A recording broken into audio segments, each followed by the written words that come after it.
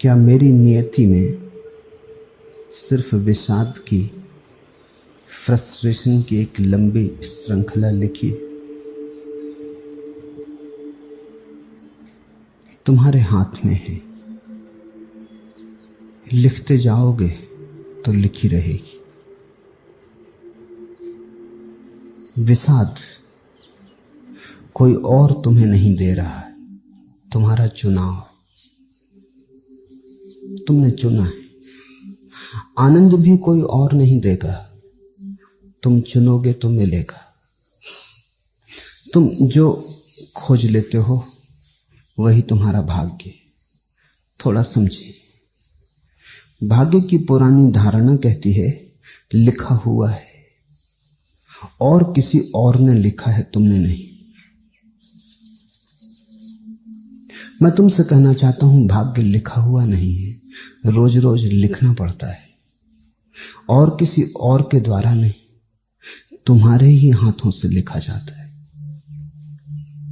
यह हो सकता है कि तुम इतनी बेहोशी में लिखते हो कि अपने ही हाथ पराये मालूम होते।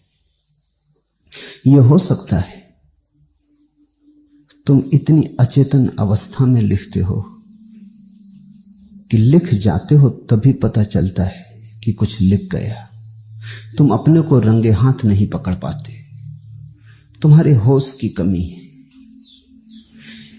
लेकिन कोई और तुम्हारा भाग्य नहीं लिखता है। अगर कोई और तुम्हारा भाग्य लिखता है तो सब धर्म व्यर्थ। फिर तुम क्या करोगे? तुम तो फिर असहाय मछली की तरह हो। फेंक दिया मरुस्थल में तो मरुस्थल में तड़फोगे, किसी ने डाल दिया जल के सरोवर में तो ठीक। फिर तो तुम दूसरों के हाथ का खिलौना हो, कठपुतली हो। फिर तो तुम मुक्त होना भी चाहो तो कैसे हो सकोगे? अगर भाग्य में मुक्ति होगी तो होगी, न होगी तो न होगी। भाग्य की मुक्ति भी क्या मुक्ति जैसी होगी? किसी को मुक्त होना पड़े मजबूरी में तो मुक्ति भी परतंत्रता हो गई। और कोई अपने चुनाव से नरक भी चला जाए, कारागृह का वर्ण कर ले, तो अपना वर्ण किया हुआ कारागृह भी स्वतंत्रता की सूचना देता है। मुक्ति कोई स्थान नहीं, कारागृह भी कोई स्थान नहीं। चुनाव की क्षमता में मुक्ति है। चुनाव की क्षमता न हो और आदमी केवल भाग्य के हाथ में खिलौना हो तो फिर कोई मुक्ति नहीं। और अगर मुक्ति नहीं तो धर्म का क्या अर्थ है? फिर तुमसे यह कहने का क्या अर्थ है कि ऐसा करो, कि पुण्य करो, कि जागो? जागना होगा, भाग्य में तो जागोगे। न जागना होगा, सोए रहोगे। कोई और जगाएगा, कोई और सुलाएगा, तुम परबस हो। लेकिन आदमी ने इस भाग्य की धारणा को माना था क्योंकि उससे बड़ी सुविधा मिलती। सुविधा ये मिलती है कि सारा उत्तरदायित्व हट जाता है। सारी जिम्मेवारी तुमने किसी और के कंधों पर रख दी। तुम्हारा परमात्मा भी तुम्हारी बड़ी गहरी तरकीब है। तुम अपने परमात्मा के माध्यम से भी अपने को बचा लेते हो। तुम कहते हो परमात्मा जो करवा रहा है हो रहा है। करते तुम ही हो, होता वही है जो तुम कर रहे हो।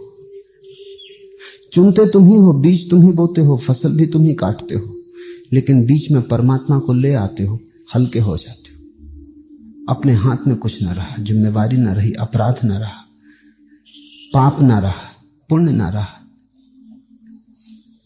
ऐसे असहाय बन के तुम अपने को ही धोखा देते हो। मन की बड़ी से बड़ी तरकीब है जिम्मेवारी को कहीं और टाल देना। और ये तरकीब इतनी गहरी है, आस्तिक भगवान पर टाल देता है, नास्तिक प्रकृति पर टाल देता है,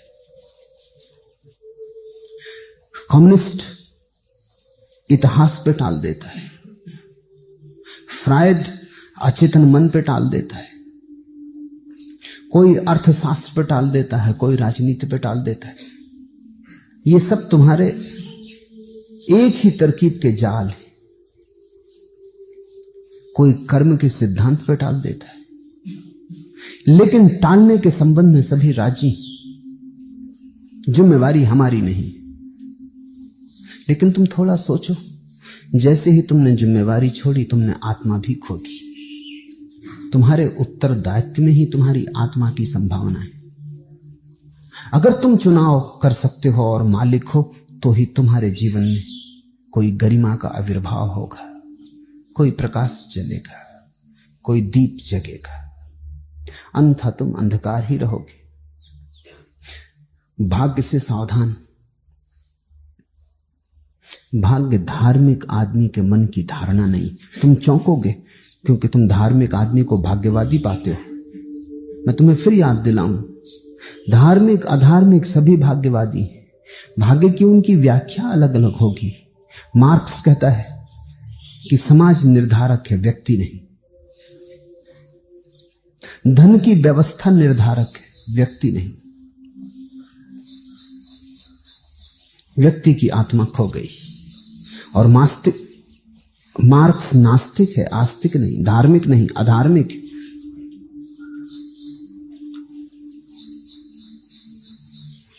अधार्मिक मन का मेरे लिए एक ही लक्षण है, वो अपनी आत्मा को स्वीकार नहीं करता। वो अपने से बचना चाहता है, अपने से छिपना चाहता है, जिम्मेदारी उठाने का साहस नहीं करता, कमजोर है, निर्वीर्य है। भाग्य पर मत टालो।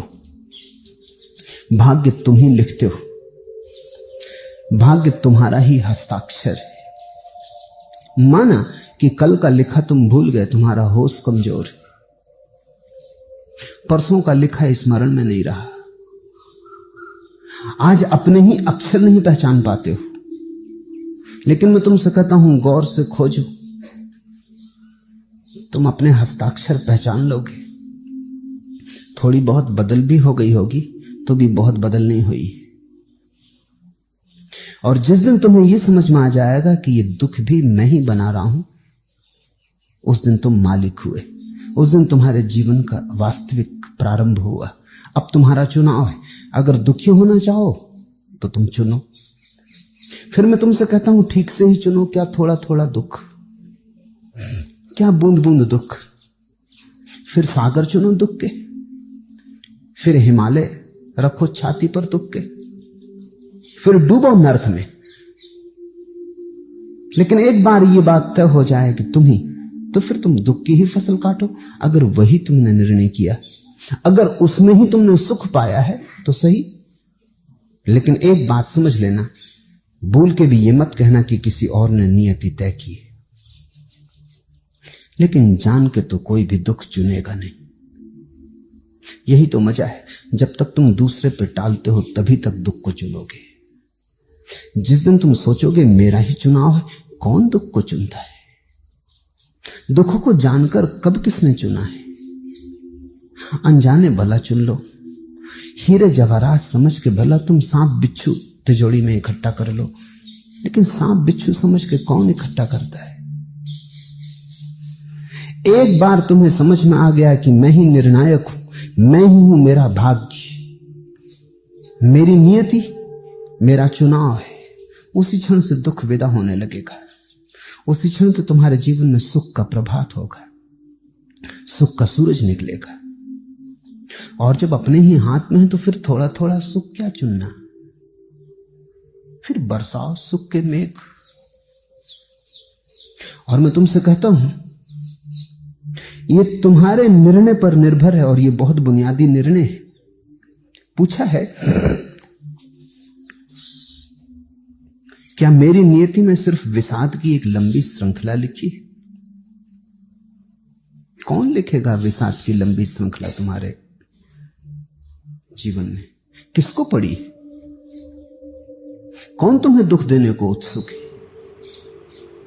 अगर परमात्मा कहीं है तो एक बात निश्चित है कि तुम्हें दुख देने को उत्सुक नहीं। परमात्मा और दुख देने को उत्सुक हो तो फिर शैतान और परमात्मा का भेद क्या करोगे?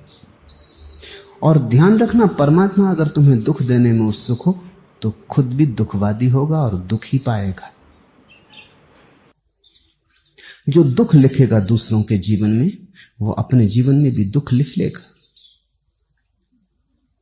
जो चारों तरफ दुख बरसाएगा उस पर भी दुख के छींटे पड़े बिना न रहेंगे, और जो सबके जीवन में अंधेरा कर देगा, दिए फूंक देगा, उसे खुद भी अमावस में रहना पड़ेगा। ये भूल अगर परमात्मा कहीं है तो ना करेगा। यदि परमात्मा है तो वो तुम्हारे जीवन में सुख चाहेगा, दुख नहीं चाह सकता, क्योंकि तो ही उसके जीवन में भी सुख की संभावना है। परमात्मा शब्द को हटा लो, पूरा अस्तित्व कहो। अस्तित्व भी तुम्हारे जीवन में सुख चाहेगा, क्योंकि तुम अस्तित्व के हिस्से हो। तुम्हारा दुख अंततः अस्तित्व के कंधों पर ही पड़ेगा।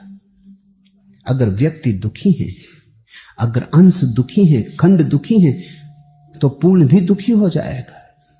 तुम्हारे पैर में दर्द है तो पैर में ही थोड़ी दर्द होता है, तुम में दर्द हो जाता है।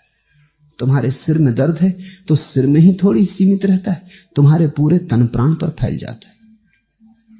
तुम पूरे के पूरे ही उसके दुख को अनुभव करते हो। हम जुड़े हैं।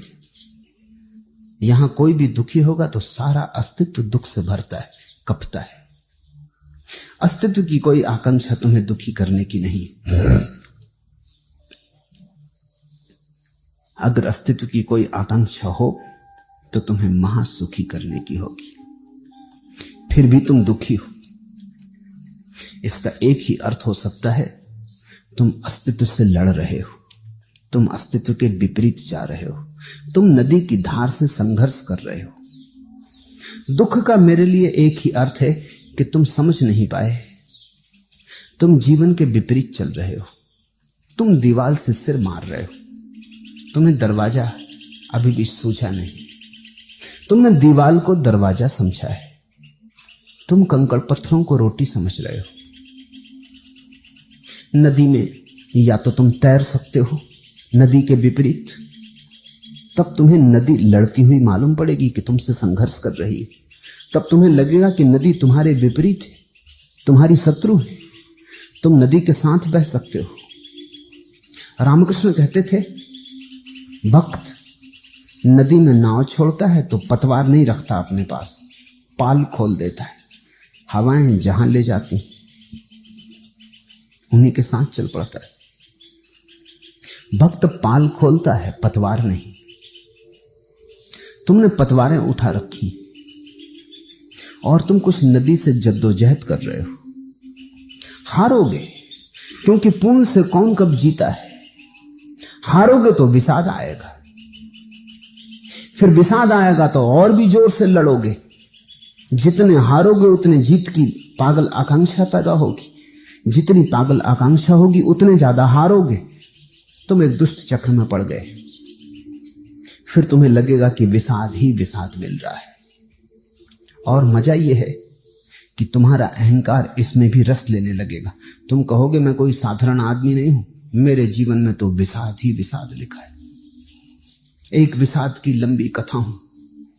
तुम इसके गीत गुनगुनाने लगोगे, तुम अपने दुख का भी श्रृंगार करोगे, तुम दुख का भी प्रदर्शन करने लगोगे, तुम दुख के कारण भी लोगों का ध्यान आकर्षित करोगे, तुम रोओगे, तुम चीखोगे, चिल्लाओगे, ताकि लोग तुम्हारे प्रति आकर्षित हों और कहें कि हां, तुम जैसा दुख किसी के पास नहीं देखा, तुम्हारा दुख बड़ा विशिष्ट है।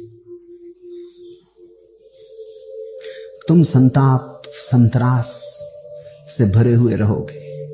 मैंने सुना है एक कवि सम्मेलन में आधुनिक कवि इकट्ठे हुए थे, सब संताप से भरे, संतरास से भरे, दुखी, विषाद से भरे, जैसे सभी बोझ ढो रहे भारी, जैसे सारा संसार उनके ऊपर टूट पड़ा है। रिरियाते रोते। कवि सम्मेलन के संयोजकों ने उनके चित्र उतारने की व्यवस्था की थी। फोटोग्राफर आया, उसने सबको बिठाया और उसने कहा कि सुनिए, एक क्षण के लिए कृपा करके ये दुख, संताप, संतरास चेहरे से जरा हटा लीजिए, फिर एक क्षण के बाद आप अपनी स्वाभाविक स्थिति में पुनः आ सकते। कुछ लोगों ने इसको स्वाभाविक स्थिति बना रखी, दुख लिखे फिरते, चेहरे पर दुख के साइन बोर्ड लगा रखे। इसमें जरूर उन्हें कुछ लाभ होता है, सहानुभूति मिलती है, लेकिन ये बड़ी सस्ती सहानुभूति हुई। कुछ और तरह से ध्यान आकर्षित करो, मुस्कुरा के आकर्षित करो, रो के क्या आकर्षित किया। अगर लोगों की सहानुभूति चाहिए, प्रेम चाहो, सहानुभूति भी कोई मांगने की बात है, इसे थोड़ा समझिए। सहानुभूति रुग्ण है, प्रेम स्वस्थ है। जब तुम्हारे जीवन में प्रेम नहीं मिलता तब तुम सहानुभूति मांगने लगते हो, तब तुम सहानुभूति को ही प्रेम समझ लेते हो। तुमने खोटे से सिक्के को असली बना लिया। जब तुम अपने सौंदर्य के कारण लोगों को आकर्षित नहीं कर पाते तो तुम अपनी कुरूपता के कारण ही लोगों का ध्यान आकर्षित करने लगते हो। ध्यान तो आकर्षित करना ही है।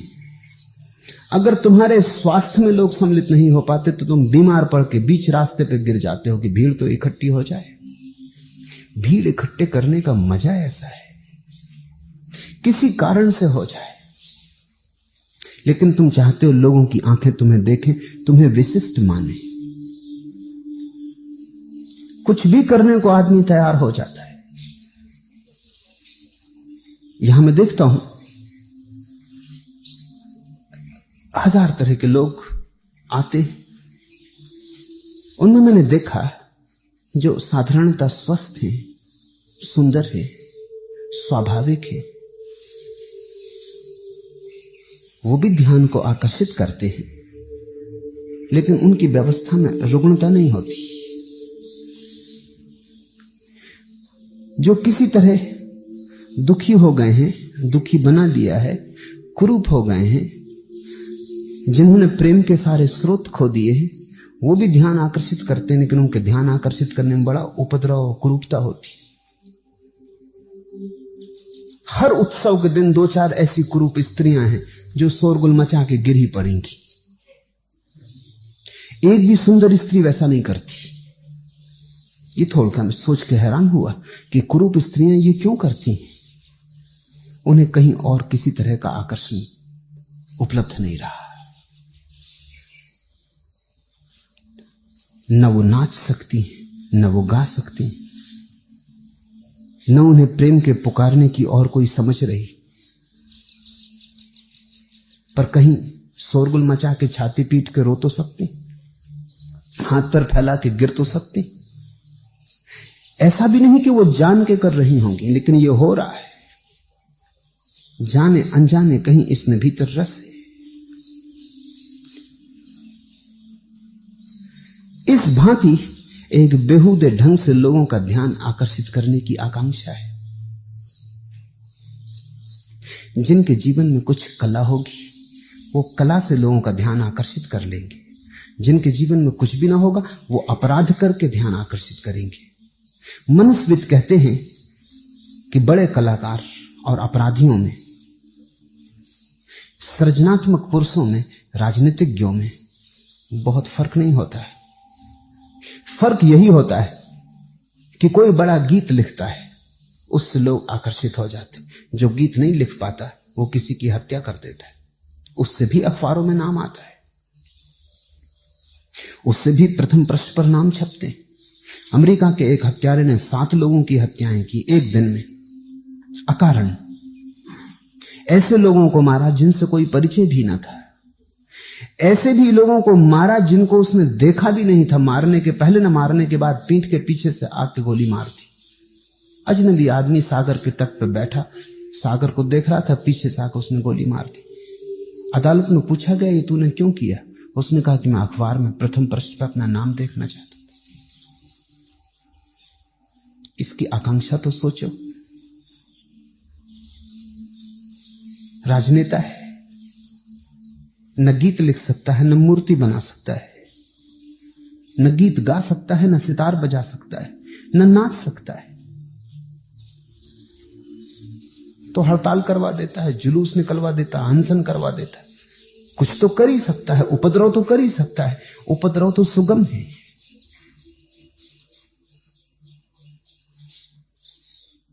उपद्रव की लहर पर चढ़ के प्रमुख हो जाता है। महत्वपूर्ण हो जाता है। ध्यान रखना, सृजनात्मक ढंग से अगर तुम प्रेम को आकर्षित कर पाओ तो पुण्य, अगर विध्वंसात्मक ढंग से तुमने लोगों का ध्यान आकर्षित किया तो पाप है। किसी को नुकसान पहुंचा के, किसी कुरूप और भोंडे ढंग से अगर तुमने लोगों की नजरें अपनी तरफ फेर ली तो तुमने कुछ अपना हित नहीं किया, तुम इससे और भी दुखी हो जाओगे और रोज रोज तुम्हें अपने चेहरे पर और भी दुख की कालीमा पोत लेनी पड़ेगी।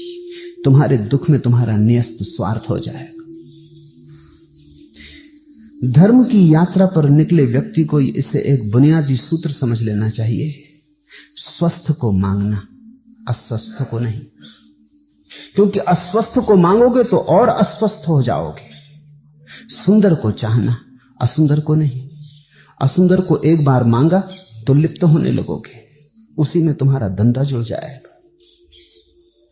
प्रेम को मांगना, सहानुभूति को नहीं।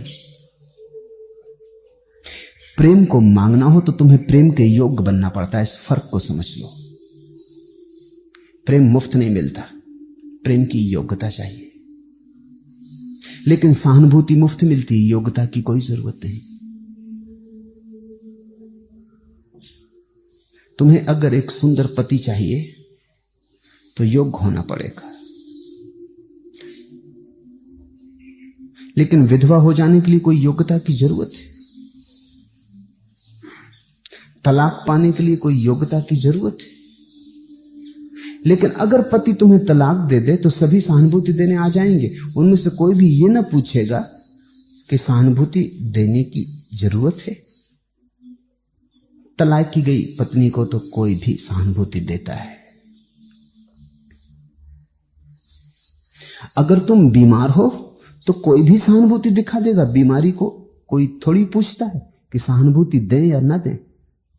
लेकिन अगर तुम स्वस्थ हो तो ही कोई तुम्हारे स्वास्थ्य की प्रशंसा में दो शब्द कहेगा, कोई गीत गाएगा, तुम्हें देख के कोई गुनगुनाएगा। परम स्वास्थ्य होगा तुम्हारे भीतर तो ही किसी के भीतर धुन पैदा होगी। प्रेम को पाना हो तो योग्यता चाहिए, सृजन चाहिए। सहानुभूति मुफ्त मिल जाती है। सहानुभूति के लिए कुछ भी नहीं करना होता। तुमने कहानी सुनी होगी, बड़ी पुरानी कहानी है कि एक स्त्री ने कंगन बनवाए सोने के। वो हर एक से बात करती, जोर जोर से हाथ भी हिलाती, कंगन भी बजाती, लेकिन किसी ने पूछा नहीं कि कहां बनवाए, कितने में खरीदे। आखिर उसने अपने झोपड़े में आग लगा ली। जब वो छाती पीट पीट कर रोने लगी तब एक महिला ने पूछा, अरे हमने कंगन तो तेरे देखे ही नहीं। उसने कहा कि ना समझ, अगर पहले ही पूछ लेती तो घर में आग लगाने की जरूरत तो ना पड़ती। आज झोपड़ा जलता क्यों? तुम हंसना मत, तुमने भी बहुत झोपड़े इसी तरह जलाए,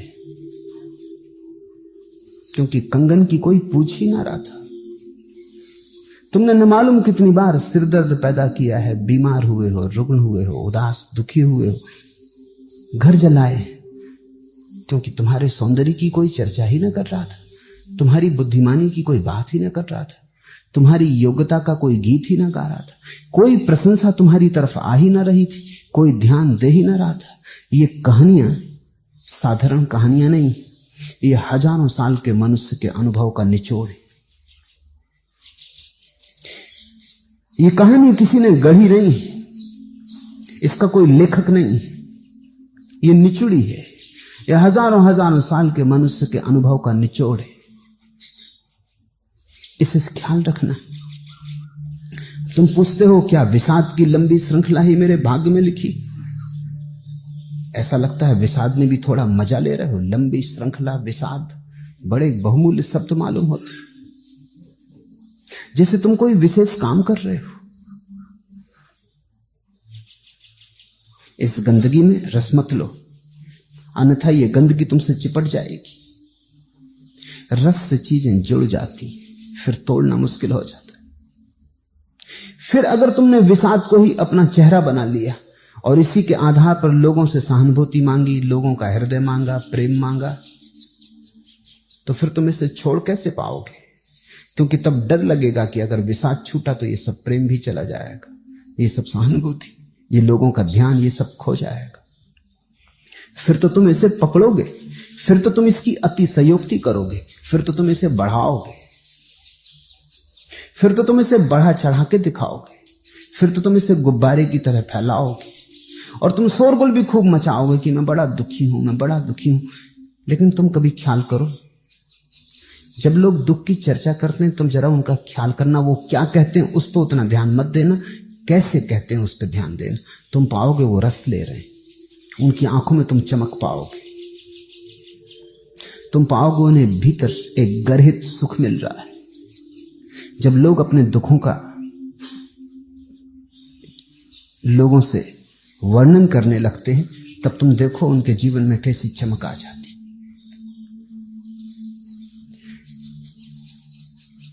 वे बड़े कुशल हो जाते हैं वर्णन करने में, लुत्फ ले लेके कहने लगते हैं। और अगर तुम उनकी बातों में रस ना लो तो वो दुखी होते, अगर तुम उनकी बातों में रस ना लो तो तुम पे नाराज होते, वो तुम्हें कभी क्षमा ना कर पाएंगे।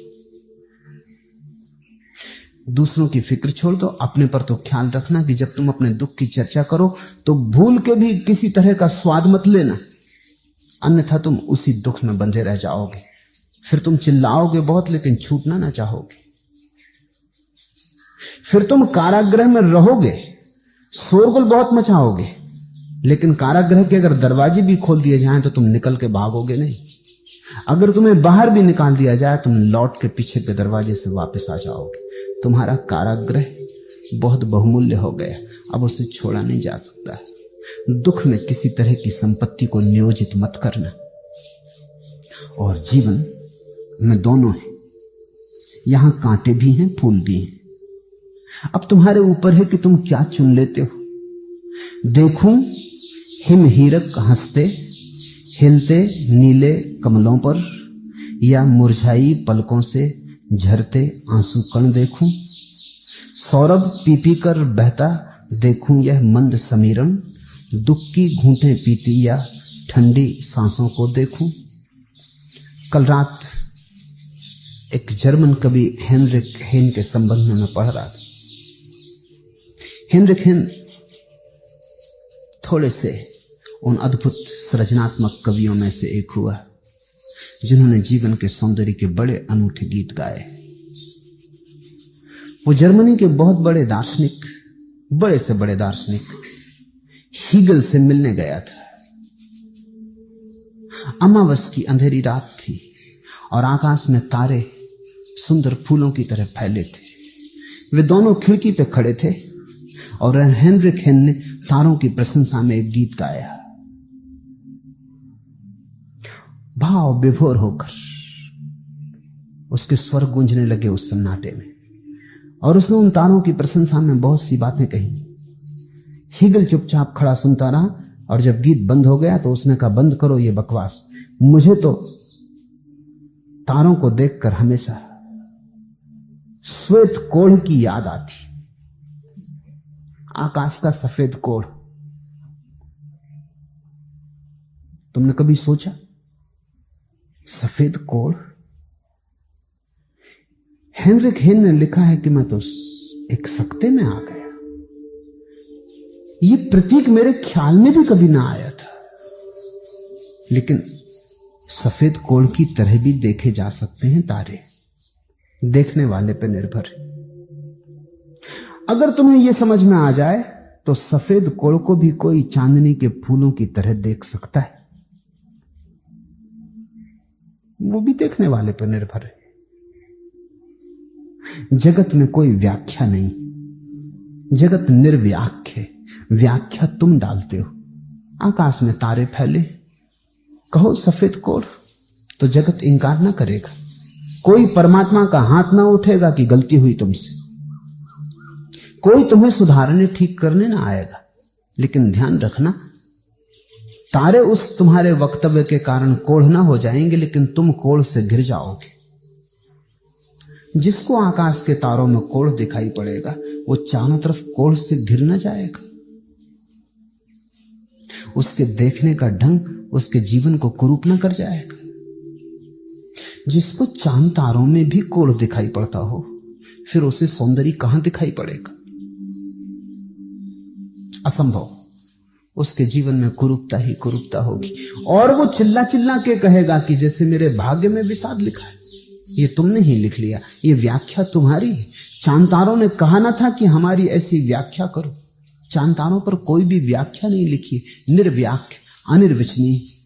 तुम्हारे द्वार पर खड़े, तुम व्याख्या देते हो। वहीं हेनरिक हेन भी खड़ा उनकी स्तुति में गीत गा रहा था।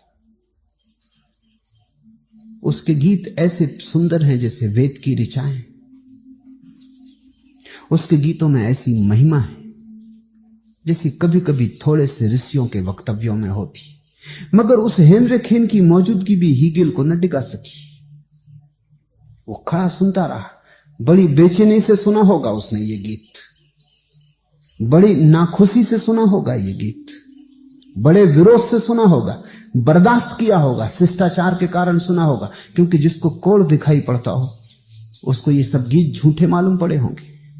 इसलिए मैं तुमसे कहता हूं, अगर तुम्हें विषाद मालूम पड़े तो थोड़ा सोचना कहीं तुमने व्याख्या में भूल कर ली। देखूं हिमहीरक हंसते हिलते नीले कमलों पर, या मुरझाई पलकों से झरते आंसू कण देखूं।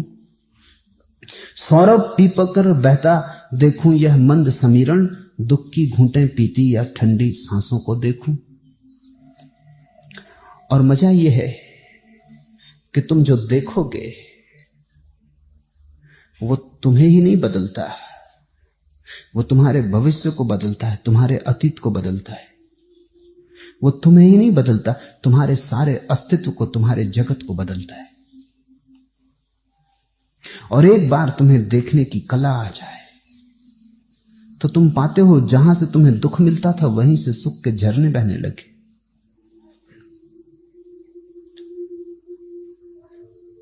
दुख से देखो जगत को, सारा जगत उदास मालूम होगा। सब तरफ मृत्यु लिखी मालूम होगी, सब तरफ मरघट फैला मालूम होगा। फिर चौंकाओ, जगाओ अपने को, फिर से आंखें खोलो, मुस्कुरा के, गीत गा के, नाच के जगत को देखो। तुम पाओगे मरघट खो गया। इधर तुम नाचे क्या, उधर मरघट ना रहा। सारा जगत तुम्हारे साथ नाचने लगा। रो, सारा जगत तुम्हारे साथ रोता हुआ मालूम होगा। हंसो, सारा जगत तुम्हारे साथ हंसता है, क्योंकि तुम्हारा दृष्टिकोण ही तुम्हारा जगत है। और तुम उसी जगत में रहते हो जो तुम बनाते हो। तुम्हारे ही बनाए हुए जगत में तुम रहते हो। कोई तुम्हें जगत दे नहीं जाता, तुम प्रतिपल निर्मित करते हो। चूमकर मृत को जिलाती जिंदगी, फूल मरघट में खिलाती जिंदगी। देखने की बात है, अन्यथा जिंदगी मरघट मालूम होती। फिर देखने की ही बात है, मरघट भी जिंदगी मालूम होती। चूमकर मृत को जिलाती जिंदगी, फूल मरघट में खिलाती जिंदगी। और जब भी तुम्हें लगे कि विषाद आ रहा है तब समझना कि तुम ला रहे हो, आ नहीं रहा है। तब झिटक के खड़े हो जाना, भाग खड़े होना, स्नान कर लेना, नाच लेना, मगर झड़क देना धूल की तरह विषाद को। तुम ला रहे हो, कोई पुरानी आदत सक्रिय हो रही है। तोड़ लेना अपने को बीच से ही। उस राग को मत दोहराओ बार बार जो तुम्हें दुख से भर जाता है। कहीं ऐसा ना हो कि राग तुम्हारा स्वभाव बन जाए। यहां न तो कोई सफलता है, न कोई विफलता, न कोई सुख, न कोई विषाद। सब तुम्हारे देखने के ढंग है। तरकीबें आंखों की, सब तुम्हारे आंखों में बने हुए प्रतिबिंब। सफलता का एक कोई पंथ नहीं, विफलता की गोद में ही जीत है। हार कर भी जो नहीं हारा कभी, सफलता उसके हृदय का गीत है। तो तुम इसको नियति मत समझो। तुम्हारे प्रश्न से लगता है कि तुम चाहते हो कि सील मोहर लग जाए इस पर परमात्मा की।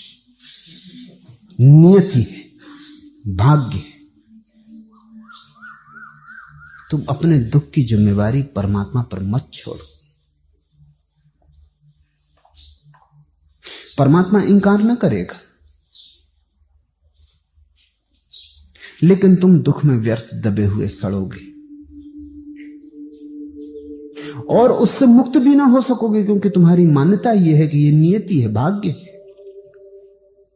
मैं तुमसे कहता हूं इसी क्षण, अभी, कल की भी कोई जरूरत नहीं, तुम इसके बाहर हो सकते हो।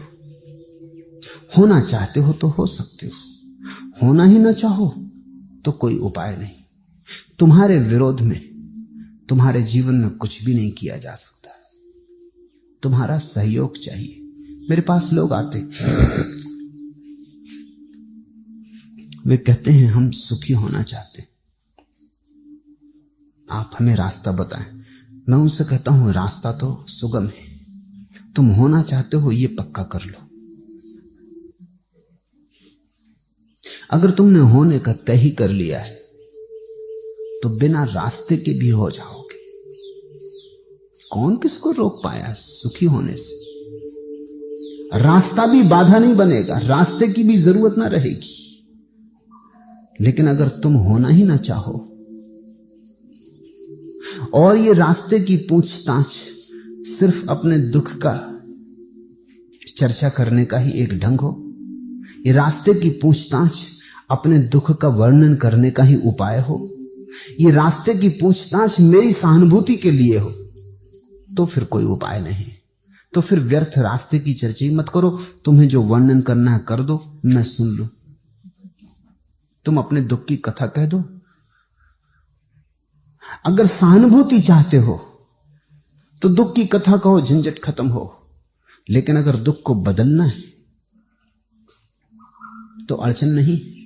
मगर तुम्हारे विपरीत मैं कुछ भी ना कर सकूंगा। तुम्हारे विपरीत कोई भी कुछ नहीं कर सकता है। तुम अपनी गहराई में अपने मालिक हो। इसलिए मैं तुमसे न कहूंगा कि विषाद तुम्हारे भाग्य में लिखा है। तुम लिख रहे हो, रोक लो हाथ। और एक आखिरी बात इस संबंध में कि जीवन कुछ ऐसा है जैसे जल पर तुम कुछ लिखते हो, लिख भी नहीं पाते कि मिट जाता है। फिर कोई रेत पर कुछ लिखता है, एकदम नहीं मिट जाता, हवा का झोंका आएगा, समय लगेगा, मिट जाएगा। फिर कोई पत्थर पे लिखता है, हवा के झोंके भी आते रहेंगे, सदियां गुजरेंगी और ना मिटेगा। मैं तुमसे कहता हूं जीवन कुछ पानी जैसा है। तुम लिखते ही रहो, लिखते ही रहो, लिखते ही रहो, तो ही अक्षर बने रहते। तुम जरा रुको कि गए, जैसे कोई साइकिल चलाता है, पैडल मारता ही रहे तो चलती। जरा पैडल रोक ले, थोड़ा बहुत चल जाए, पुराने आधार पर बहुत सालों से चल रहे थे साइकिल पे बैठे, तो थोड़ी गति साइकिल में होगी, चल जाएगी। थोड़ा ढाल ढलान होगा, चल जाएगी। मगर कितनी चलेगी? जल्दी ही गिर जाएगी। प्रतिपल तुम अपने जीवन को बनाते हो, प्रतिपल बनाते हो। ये धंधा हर घड़ी का है। तुम जिस दिन राजी हो गए रोकने को, अगर मन भर गया है विषाद से, अगर रस चुक गया है विषाद से, अगर विषाद के आधार पर सहानुभूति और ध्यान आकर्षित करने की इच्छा चली गई है, तो मैं तुमसे कहता हूं आज ही वो दिन है, घड़ी आ गई। तुम बाहर हो जाओ। तुम मत पूछो कि कैसे बाहर हो जाऊं, क्योंकि कैसे का कोई सवाल नहीं है। हंस के बाहर हो जाओ, गीत गुनगुना के बाहर हो जाओ। झाड़ दो इस चेहरे पर पुरानी आदत को, कह दो कि बस हो गया बहुत, अब नहीं। और इस क्षण के बाद विषाद के आधार पर जो भी तुमने मांगा हो जीवन में, वो मत मांगना। फिर है भी नहीं, अपमानजनक है। विषाद के आधार पर सहानुभूति मांगना अपमानजनक है। रो के आंसुओं के आधार पर किसी का प्रेम मांगना अपमानजनक है, मनुष्य की गरिमा के योग्य नहीं। सुंदर बनो, संगीत बनो, नृत्य बनो, सृजनात्मक बनो, फिर कोई तुम्हारे पास आके प्रेम के फूल चढ़ा जाए, शुभ है, स्वीकार करना। रो के, चीख के, लोटपोट के, दुखी होके दूसरों को मजबूर मत करो कि सहानुभूति दिखाएं। ध्यान रखना, जो भी आदमी सहानुभूति मांगता है लोग उसे देते हैं, लेकिन उसे कभी क्षमा नहीं कर पाते, क्योंकि वो आदमी शोषक मालूम होता है। तो जो आदमी दुख की कहानी कहता है और तुम्हें उसकी दुख में सहानुभूति दिखानी पड़ती, वो रास्ते पे दिख जाता, तुम गली से बच के निकल जाते कि आ रहा है फिर। उससे लोग बचते हैं क्योंकि वो शोषण करता है। और अगर सहानुभूति न दो तो ऐसा लगता है कि तुम कोई पाप कर रहे हो। सहानुभूति दो तो ऐसा लगता है जबरदस्ती तुमसे ली जा रही है, अकारण। न दो तो लगता है कोई अपराध कर रहे हो। नहीं, सहानुभूति मांगने वाले को कोई क्षमा नहीं करता।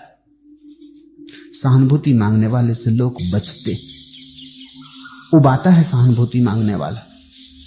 इस तरह के गलत ढंग मत सीखो, इनसे सावधान होना जरूरी है।